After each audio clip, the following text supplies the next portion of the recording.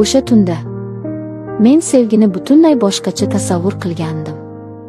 Asl ismli yigitim. U meni devorga taqab, "O'zing xohlading-ku" deganda, men qochishga joy topolmadim.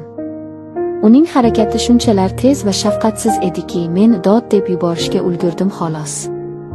Og'riq, dahshatli og'riq va issiq qon. O'sha kuni uyga qanday yetib borganimni eslay olmayman.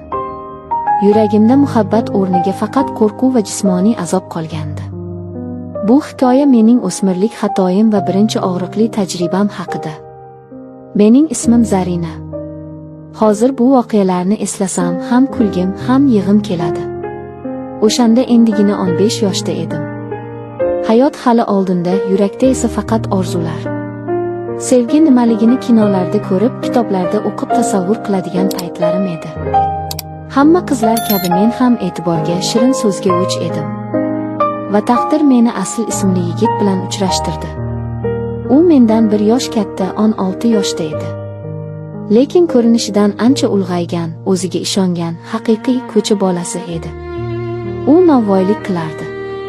Balki shuning uchundir, undan doim issiq non va qandaydir mehnatkash insonning hidi kelardi. Biz tanishdik. Telefon raqamimni berdim. Birinchi qo'ng'iroq. O'sha hayajonni eslayman. Tungi suhbatlar. Biz soatlab gaplashardik.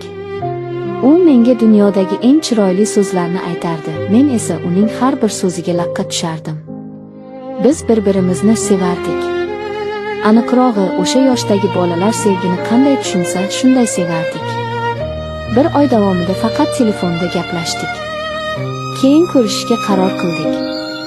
Uchrashuvlarimiz boshida juda beg'ubor edi. Birga aylanardik, kulishardik. Ba'zan yelkalarimiz, qo'llarimiz bir-biriga tegib ketardi. O'sha paytda butun tanamdan tok urgandek bo'lardi. Lekin u menga tegmasdi. Hurmat qilardim yoki paytini poylardi. Vaqt o'tdi. Aslining xarakteri sekinasta ochila boshladi. U talabchan edi. Ba'zan unga g'amxo'rlik qilib, "Ovqatlanib oling, qorningiz ochdir, ishdan chiqdingiz" desam, u jiddiy qarab, "Bo'pti, ovqatlanaman.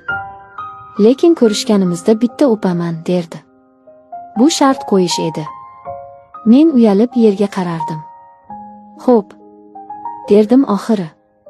Chunki uni yo'qotishdan qo'rqardim. To'g'risi, men unaqa qizlardan emasdim. Jinsiy yaqinlik, shahvoniy narsalar haqida o'ylashga ham qo'rqardim. Hatto xohlamasdim ham. Men uchun sevgi bu qo'l ushlashib yurish edi xolos. Lekin u erkak edi. Yosh bo'lsa ham unda instinktlar uyg'ongan edi. Bir kuni u qat'iy ohangda, "Ko'rishamiz. Va'dangning ustidan chiqasanmi?" dedi. Men "Yo'q" dedim qo'rqib. Lekin u ko'ndirdi. Biz maktabning orqa tomonidagi hech kim ko'rmaydigan eski zinapoya oldiga bordik. Atrof daraxtlar bilan o'ralgan, qorong'u va pana joy edi. Yuragim dukillab urardi. U menga yaqinlashdi. Birinchi bo'lib yuzimdan o'pdi. Men o'zimni noqulay his qildim. Boshimni u yoqdan bu yoqqa qimirlatib qochmoqchi bo'ldim. Bu uning jahlini chiqardi. U meni zinani ushlaydigan temir panjaraga yopishtirib qo'ydi. Kuch bilan. Keyin o'sha temirga o'zi ham chiqib oldida, meni quchoqlab, lablarimdan qattiq o'pib ketdi. Men birinchi marta o'pishayotganim uchun nima qilishni bilmay, toshdek qotib turardim. U oyog'imni ochib oldi, ikki yonga quchoqlab, labimni tishlardi. "Javob qaytar" deb g'udranardi u. "Tilini chiqar." Men qo'rqardim. Og'zimni olib qochardim. 1-2 marta tilimni chiqardim-u, boshqa qilolmadim. O'sha kuni uyga qochib ketdim. Lekin bu hali boshlanishi edi. Oradan 1,5 yil o'tdi. Biz hamon birga edik. Men 16 ga, u 17 ga kirdi. Munosabatlarimiz o'zgardi. Endi u mendan ko'proq narsani talab qilardi. Aslning tug'ilgan kuni 29 iyulda, meniki esa 29 yanvarda edi. Bu sanalar biz uchun muhim edi. Har safar ko'rishganimizda u sekinasta chegaradan o'ta boshladi. Bir kuni quchoqlashib turganimizda u qo'lini pastga tushirib orqamni, ko'tlarimni g'ijimlab oldi. Men cho'chib tushdim. Qo'lini surib qo'ydim. Gapira olmadim chunki lablarimiz birlashgan edi. Lekin ichimda qarshilik bor edi. Bir kuni u gaplashaylik dedi. Maqsadi aniq edi. Men yo'q dedim. Lekin kechki payt soat 9larda baribir ko'rishdik. Qorong'u tushgan. Biz salomlashdik. Men unga yopishib turganimda uning jinsiy a'zosi o'sha qo'tog'i qattiq turib qolganini sezdim. U menga qadalib turardi. U yana orqalarimni ezishni boshladi. Men indamadim. Keyin qo'llari yuqoriga chiqdi, ko'kraklarimni ushladi. Men chiday olmadim. Qiynamang, dedim pichirlab. Bu so'zim unga signaldek ta'sir qildi. U birdan jiddiy bo'lib ketdi. Серьезный. Va srazu kiyimimni ko'tarib yubordi. Men shokda edim. Nima qilyapsiz deb so'radim qaltirab. U ko'zlarimga tikilib, o'zing xohlading-ku dedi. U orqamga o'tmasdan oldimga egildi. U tilini ishga soldi. Men hayotimda bunday hisni tuyg'anmagan edim. Qo'rquv o'rnini g'alati bir lazzat egalladi. Oh, deb yubordim. U to'xtamadi. Men ham o'zimni yo'qotib qo'ydim. O'zing boshlading, endi davom et, dedim o'zim ham kutmagan holda. Biz maktabning orqasidagi o'sha zinaga o'tirdik. Men oyog'imni ochdim. U yarim soat davomida meni erkaladi. O'sha damlar. Hozir o'ylasam, uyatdan yuzim qizaradi, lekin o'sha paytda bu menga yoqimli edi. Juda mazza edi. Yoshlik, gormonlar taqiqlangan meva. U mendan so'radi, "Senchi? Sen ham qilasanmi, ya'ni og'zimga olamanmi?" deb so'radi. Men rad etdim. "Yo'q, men so'zkamasman", dedim g'urur bilan. Biz o'pishdik, erkaladik. Men lazzatdan ho'l bo'lib ketgandim. Keyin eng yomoni boshlandi. Tursigimni kiyib oldim deb o'ylagandim, lekin u meni chetroqqa, qorong'uroq joyga tortdi. U meni devorga yuzim bilan yopishtirib qo'ydi. Men nima bo'layotganini tushunmay qoldim. U orqamda turardi. Uning a'zosi qo'tog'i orqamga, ko'timning ustiga tegib turardi. U uni tepadan pastga ishqaladi.